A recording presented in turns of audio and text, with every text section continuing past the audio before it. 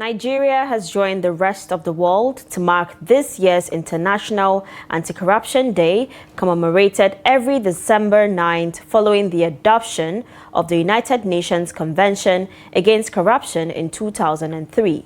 This year's theme focuses on young people, a population of almost 1.9 billion globally, and how corruption threatens their present opportunities and future prospects. In this report, our correspondent, Nuel Samson, engages an anti-corruption advocate on the way forward and also features an exclusive interview with the Economic and Financial Crimes Commission on efforts to curb corruption in Nigeria. The report. With 90% of the world's youth living in developing countries, corruption hits hardest where opportunities are already scarce. Globally, it is estimated that over $1 trillion is paid in bribes annually, while an additional $2.6 trillion, about 5% of global GDP, is lost to corruption. Beyond the economic cost, corruption fuels political instability, environmental damage, and weakens democratic systems.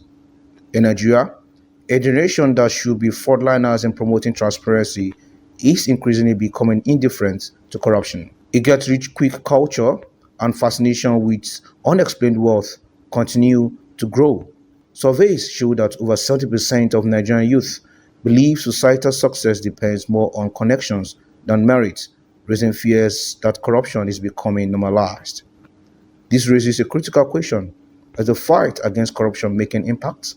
So the say corruption is working in some areas as it is, but the areas so we're doing well in terms of asset recovery, but with that it means we are still bleeding in the financial flows. That's why asset recovery is high. We are doing well in international cooperation because we have partnership with a lot of countries around the world in terms of cooperation with regards to corruption.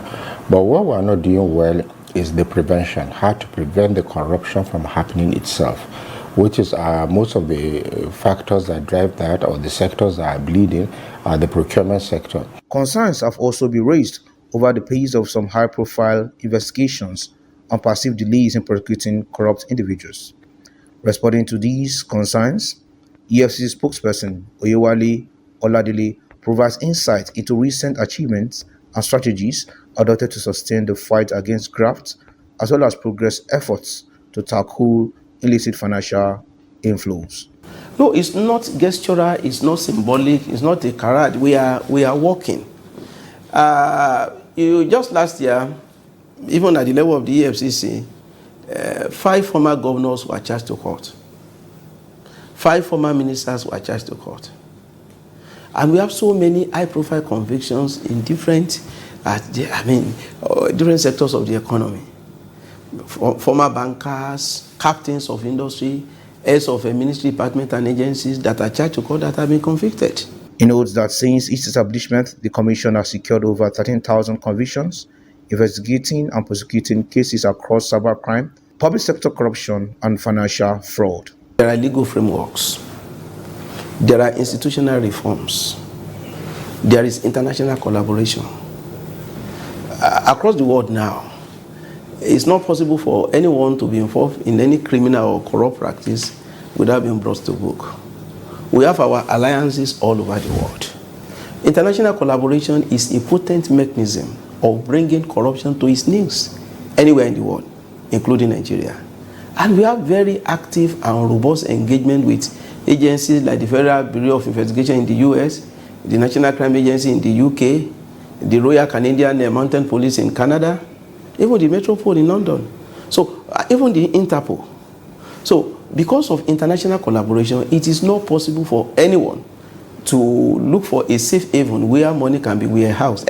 Research suggests that Nigeria loses between $10 and $20 billion annually to corruption in the public sector, funds that could strengthen education, healthcare, infrastructure, and job creation for young people.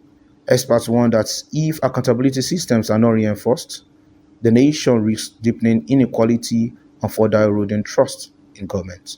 Nuel Samson, Trust TV News, Abuja.